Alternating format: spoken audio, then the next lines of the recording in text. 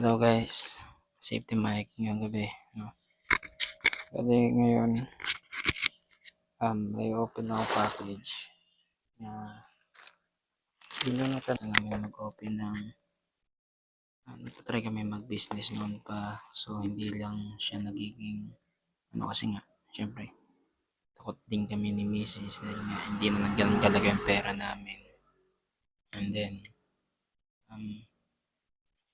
natakot din kami, syempre, hindi rin namin kaya yung risk. Kasi nga, wala kami sapat na puhunan. Pero syempre nagtatry pa rin kami. Halos ang dami namin plano ng misis ko. Pero sana pagdating ng araw, maging effective. Kapag open kami ng kahit maliit na business, maging siya, yan, medyo pasok na pera, ikot yung puhunan. So ngayon, ngayong gabi, itong bubuksan ko. And small package lang pang start pang business. Sana naririnig ako.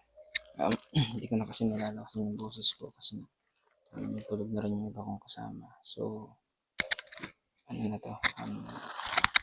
Hindi ko pwede mag-ingay. So, kung bakit talagang ang hina ng boses ko, inaasahan ko na lang yung mic. Yung bubuksan ko na to, siya? Vegetable na mga healthy chips. Vegetable chips. Titignan natin kung ano. Buksan natin. Ito is, ang laman is 10 package. 10 packs.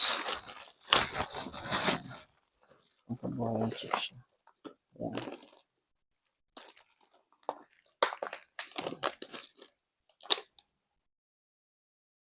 Ayan. Gugulay veggie chicharon.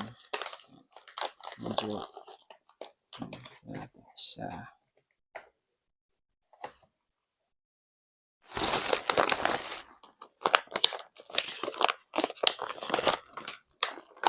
ganda lang siya kasi siya easy open tapos pwede mo siya ulit isara. So yun yung packaging. So ito pala pwedeng ayan. Bali ito yung mga isa sa nakita ko sa Facebook na pwedeng gusto mag-start ng small business yung hindi mo kaya yung mataas na risk. So ito maliit lang yung puhunan. Yan kung ano pala yan si Gugulay Veggie Chicharon. Yan Gogo Philippines.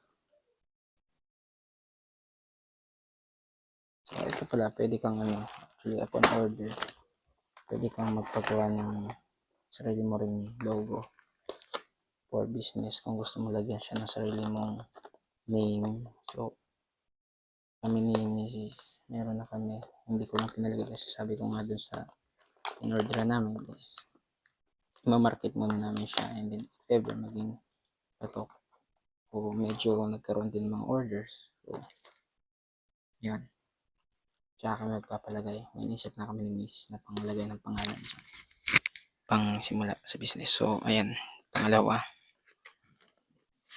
isa.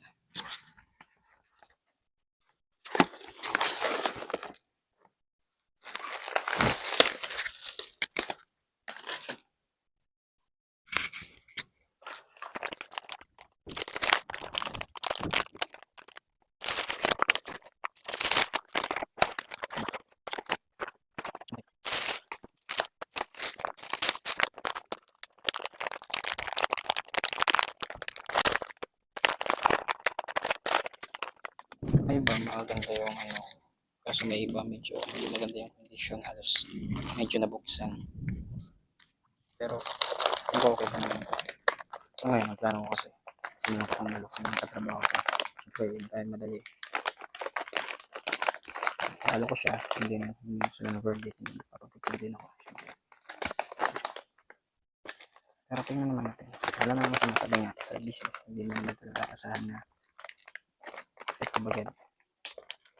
Kaya mo magtsaga kung gusto mo talaga, siyempre sa business risk talaga yan hanggang makahanap ka. Try yun yung gusto namin ni Miss, kaso ang problema nga siyempre hindi naman kami mayaman, namin ganun kalaking pera. So hopefully maging effective lang. So